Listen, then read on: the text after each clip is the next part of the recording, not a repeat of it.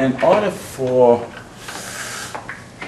our engagement to have some profundity, how you like that? That's a good word that requires a gravitas. It's incumbent upon you to find out who Romare Bearden is, and that will add levity to the stuff. I use all of those kinds of adjectives and nouns. But anyway, we know Bearden was dying, and it was revealed in '87 that he had bone cancer. So he wanted to. At the end, he wanted to talk and to share. So the sharing is contained in the disc, and the tapes, and in the books, and then we got the letters. So now what you have is this body of work, right? And we're talking about costumes. I'm sure you, Ed, did you want to take a picture of this too? Oh yes, absolutely. Okay. You want to? So we've got the sketch, or the more than a sketch, graph paper, and then the real thing, which is gorgeous. Conjure Woman. Conjure Woman, right. And Russell, you talked about how the colors were symbolic. Yeah, I said to you that and I'm going to show you a substantial body of his work, and you will find that the leaf motif, is that a word? Yes. Yeah, the leaf motif, the color leaf motif, is red, green, and black. Colors of the Afro-American flag. This is yet to be explored by the connoisseurs who, whatever, those who know Bearden work and whatever, right? Beautiful juxtaposition of media. You know, from the the elements, the actual objects, the cut paper, the fabric, the gouache.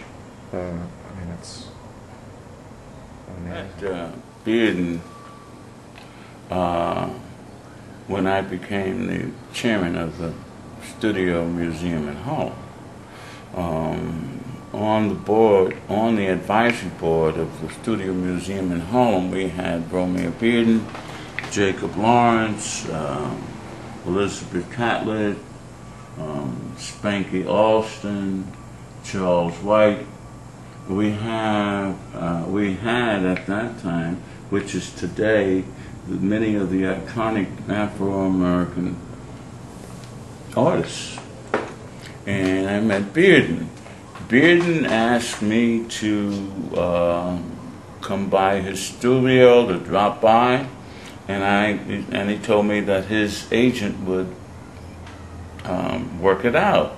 I went to the agent a number of times, and the agent said, well, he tells everybody that, and he really is too busy to have visitors. So that went on for a period of time, and one day I went to a show of his on Fifth Avenue, and he took me aside and he said, well, what's wrong with me? Don't you like me, or did I do something to offend you? And I said, no. I said, this is what I've been told, and I related to him what I've just said to you. And he said, well, after the show, will you take me home? And I took him home to 359 Canal Street. And for the next 10 or 15 years, I was there for him, and I became his man. So that's basically how I met Beard. Quick sketches that he did of me and stuff, okay. I'm not sure you want this. I like sketches a lot. You do? Oh, yes.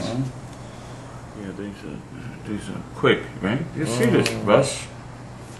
Back home to the old country. Now what you're doing is that what you're going to have today is a body of work, an unbelievable body of work. This is called The Drummer Boy. he did a book. Bearden did a book that you can look up called The Drummer Boys. These are images. There are elements of collage on some of these, and this is just Drummer Boys. He's one of the iconic figures, his work is considered part of the national treasury of this country. Fantastic. And his name is Romare, R-O-M-A-R-E, Bearden, B-E-A-R-D-E-N. Passed in 1988. 1988. I took him to the hospital. I took care of him at the end of his life, giving him massages and doing a number of things. As a matter of fact,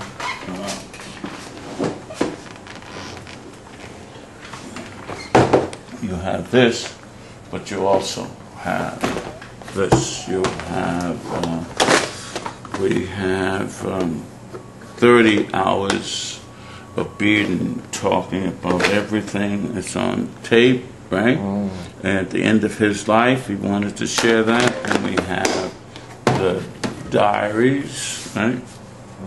We have these are my diaries, which will tell you what happened on when it